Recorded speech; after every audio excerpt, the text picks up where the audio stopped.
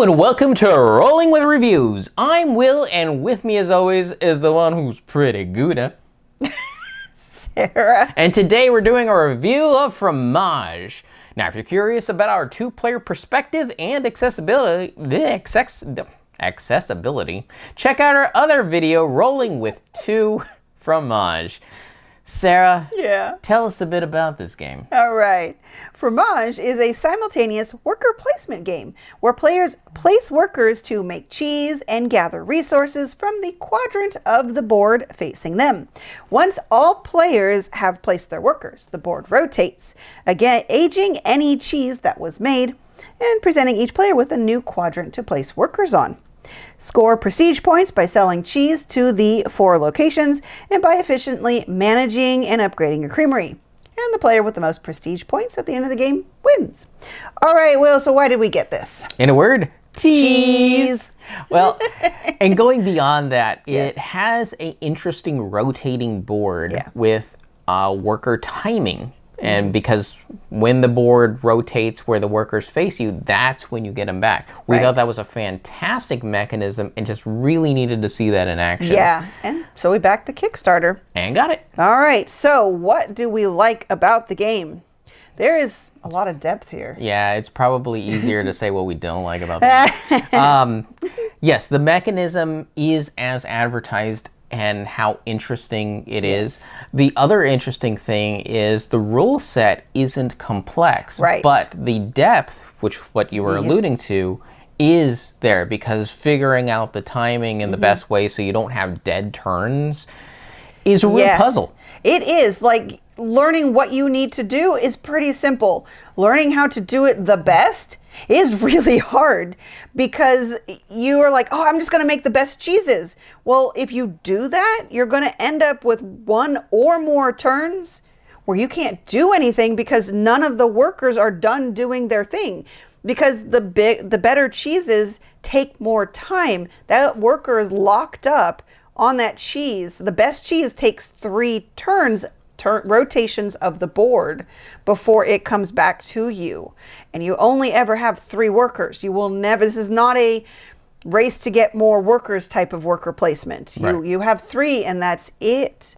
And for the most part, you're going to be putting them on the board. But you can sometimes get action spaces on your player board. Yeah, and as big and powerful as some of those big, gold standard cheeses are, it might not lead to the most points. No, it may not, because each quadrant is kind of like a mini game.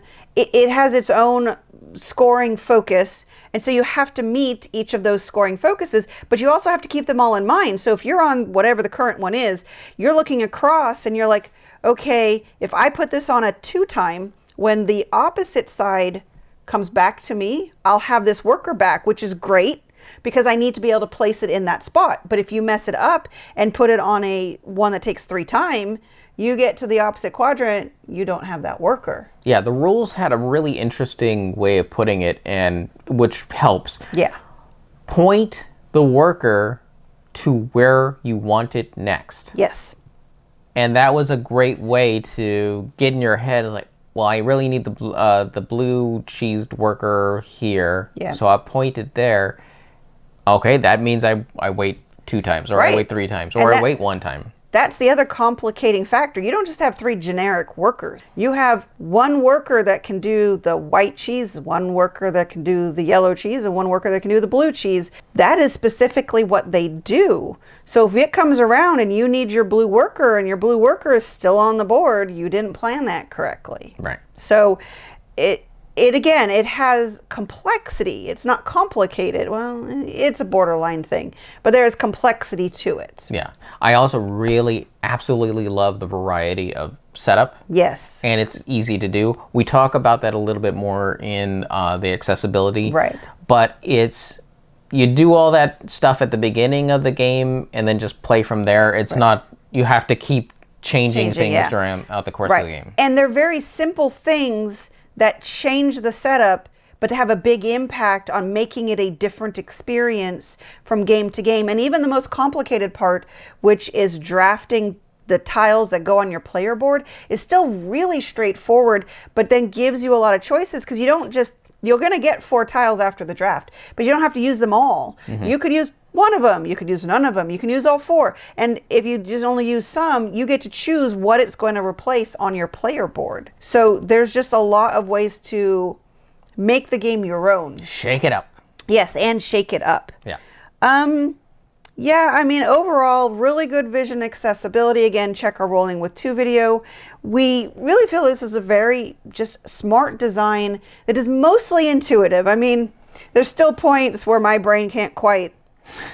Where you can lock up. I just lock up. Out of memory. Yeah, out of memory. Or I think I'm doing the right action, but then it comes around and I'm like, nope, that was not the right thing to do. But the more you play it, the more you're going to get it, you know, that kind of thing. Yeah. So what we don't like about the game, that board is kind of hard to rotate. I think they did the best they could short of actually making a turntable and making this box giant. Yeah. Because the whole point is they made it so that the board comes apart and well, we have the deluxe, so we have a neoprene mat to supposedly make it slide easier. I don't know if it does. I haven't talked to anybody who has the retail without it. It's supposed to, but it's still not great. So we have to press down in the middle so it doesn't pop off the center thing while rotating it. So yeah, it does make me think, it's like, do I really want a Lazy Susan or a turntable maybe this we size? should just, you know, see what's out there. It couldn't hurt. Well, I don't know where we'd store it or what else we'd use it for, but yeah, it is short of that. They did the best they could, but it is still a bit cumbersome. Yeah. And even though we have the deluxe version, the only thing that's kind of deluxe is it comes with 2 trays that you split up the resources so you can have one at one end of the table, one at the other. But figuring out how to put it in the box, I just kind of wish there was a bit more. I don't know what that would be to organize it, especially because the mat that we have has to go diagonal. Well, Across the what it would have box. probably been is something that goes on the very bottom to help sort the other parts, and then the containers would go on top of Yeah. it. And because of how thick Yeah. the quadrants are, they were just really struggling. They don't want a giant True. box. So that's a very minor quibble. It was just it's a little weird and awkward, but it is not the end of the world. We No. definitely have other games that are Worse. much more pieces moving around. Here's an empty box and Yeah. a whole bunch of plastic baggies. Yep. All right. Who this is for? I think most people could play this. Yeah, because like we said, the rule set isn't very complex. Right. It's just the depth of your strategy is there, which is why it works well on the casual level as well as the more intermediate gamers. It's just if you have that type of diversity, kind of expect the more experienced player to win more often. Yeah, if you have a skill level difference, there's not much in this game. Actually, there really isn't anything in this game that is going to equalize it. It doesn't have that many random aspects. In fact, the only thing I can think of is that the order deck. And for me, I mostly just got unlucky getting orders. But I've always found that the way I get better at games is I find players who are better than me. Yeah, that's true. And play against them. So if you find yourself in that category, like, well, make it your job. It's like, okay, I want to try to predict and make their job as tough as possible. And lo and behold, you'll probably find that you'll actually be a better player. Right, that's true. Very true. Okay, let's move on to our ratings. So for our ratings, we each have 1d6 worth of ratings to have. 1 is low, 6 is high. We give a number, a reason why, add them together, and see what it rolled for us. Sarah, what did Fromage roll for you? It rolled a 5. There is so much I like about this game.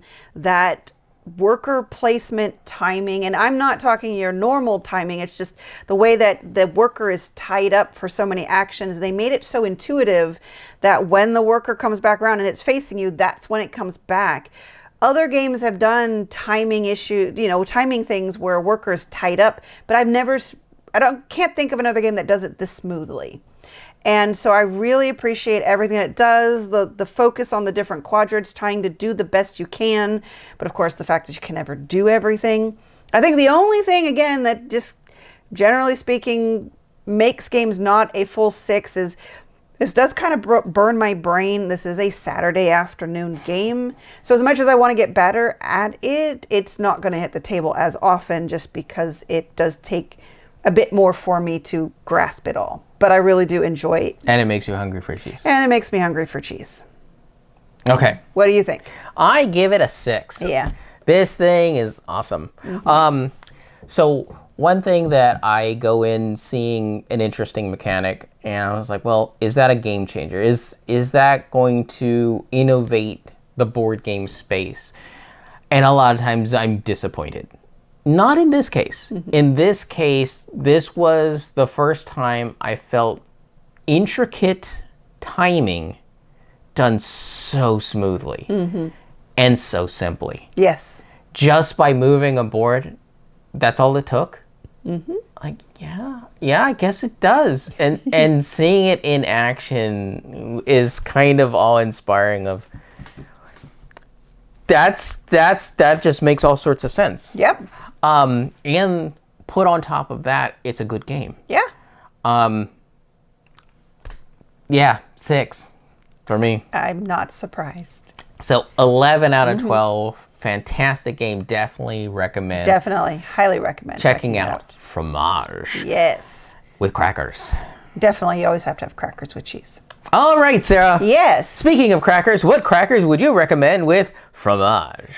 I don't know. I always kind of like crackers that have a slight herbalness to it, like rosemary Or like a garlic. garlic. You have to be careful though, because then if the cheese has a strong flavor, sometimes that can be conflicting.